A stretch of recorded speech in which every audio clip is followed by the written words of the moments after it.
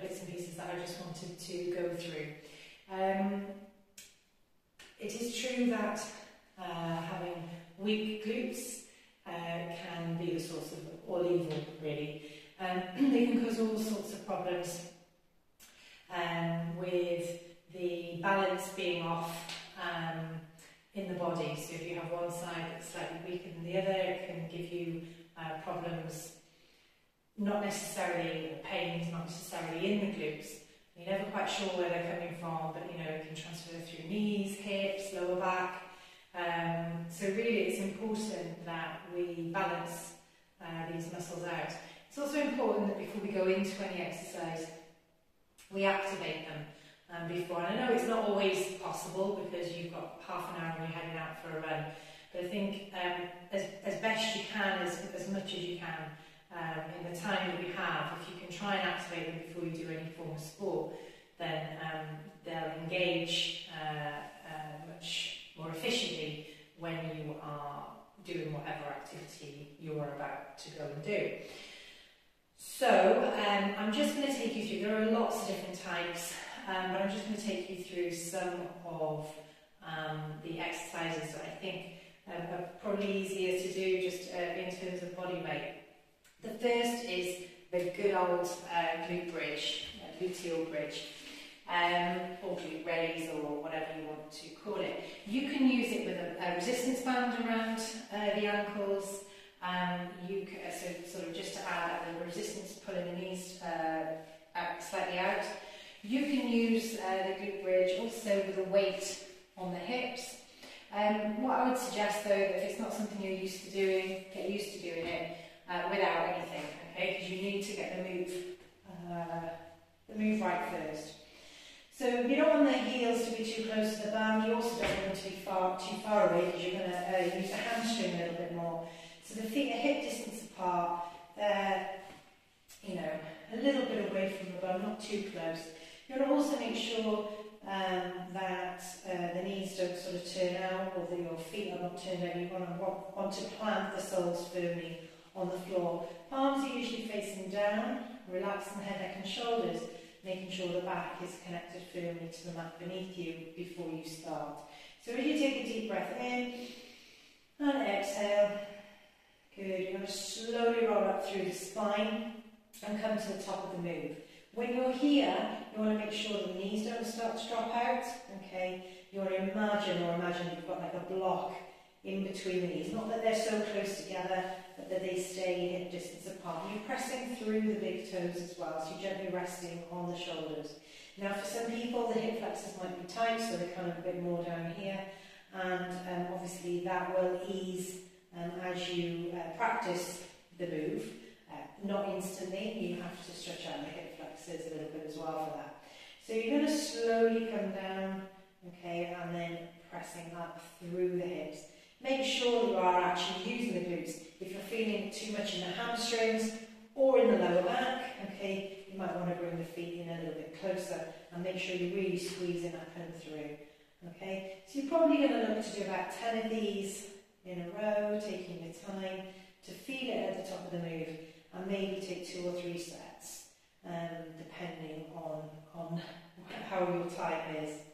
Okay. The other quite nice exercise that you can do is you're coming over into all fours in a tabletop position. The hands are underneath the shoulders, the knees are underneath the hips. So this is, we're kind of doing a donkey kick, okay, but you want to make sure that you're not compromising the back. You don't want to extend too much through the spine, because the aim is to bring the leg up, and what happens is you kind of get to this point, you get to be a little bit too high, the hip starts turning out and the back starts to drop. So you want to make sure that you're firmly pressing through the fingertips, the knuckles, the fingers are spread nice and wide, knees are underneath the hips, you're drawing the belly button in so you've got a flat back. For some people it's difficult because you might be quite lordotic, you might naturally be quite extended through the lower back, so you just got to try your best to keep that back as flat as possible.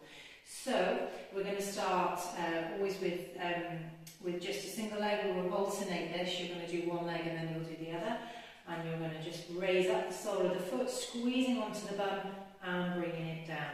Now I'm not going to go any higher than that, because if I do, I know my hip's probably going to start turning out to get the leg higher, and I want to use the glute. So we're going to bring the knee in and up. Now the other things that happens here is the left arm gets a bit lazy. Okay, so especially if, you know, off the opposite leg, so if I'm using my right leg, the left arm wants to get a bit kind of lazy. So make sure you're pressing firmly through both arms, through both hands, and just stabilising the upper body. So my toes are turning down, okay, then up pointing, and your toes are turning down. And then you're going to do 10 on that side, and then change over to the left. Same principles apply, and then you're going to do 2 or 3 sets, okay, depending on the time. Another really nice move as well, okay, is the fire hydrant. So hands are underneath the shoulders, again knees are underneath the hips, spine is nice and neutral. Okay, I tuck the toes here just for a bit of stability, but you can keep them untucked as well. And then you're going to be bringing the leg outwards. It's a bit like cocking your leg, you know, so bringing the leg out and then in. Okay, so here we're just working different parts, okay, of the muscles. Draw the belly button in, try and get level to the hip, and bringing it down. Okay, resist the temptation to look back. You want to always be looking slightly towards the top of the mat to keep the spine in alignment. Okay, and you're going to do 10 on one side, 10 on the other, 2 to 3 steps.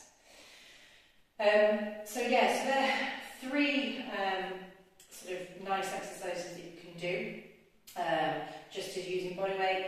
One more that you can do if you've got a resistance band handy, which I have over here.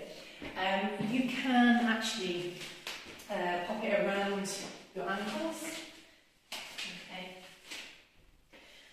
And then you're coming into a squat position. Okay. And then you're just going to shuffle from side to side, so maybe 3 or 4 one way, and then 3 or 4 the other way.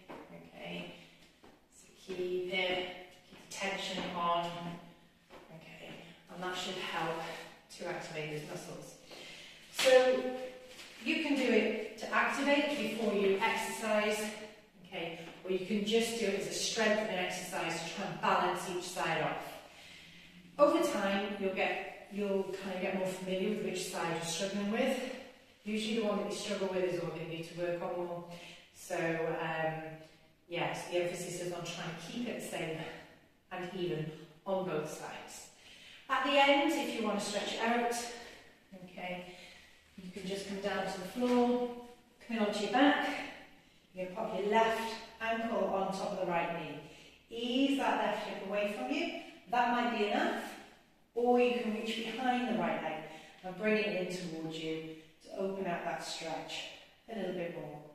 You're holding it until that sort of ache eases off. Remember, this is a really great posture for sciatica, and if you have problems around the IT band, piriformis as well, tight glutes. Okay, and then you'll take it on the other side, same again. You can ease the leg away and bring it in towards you. So whether you're using it on its own or whether you're using it to activate your glutes before your chosen sport, so running or whatever it is you're doing, always try and remember to stretch it out after, because you know, the pain that can be associated with having tight glutes and the problems it can cause, it's just not worth not doing the stretch. So I hope that you enjoyed this. I hope it was useful for you. There are so many different exercises, but these are probably my 3 to 4 favourite go-tos, simply because they're easy to do. You can do them anywhere, and you just need yourself. You just need your body weight. Remember, you can add things like bands, weights into these movements if you want to. Okay, take care, have a good day, enjoy.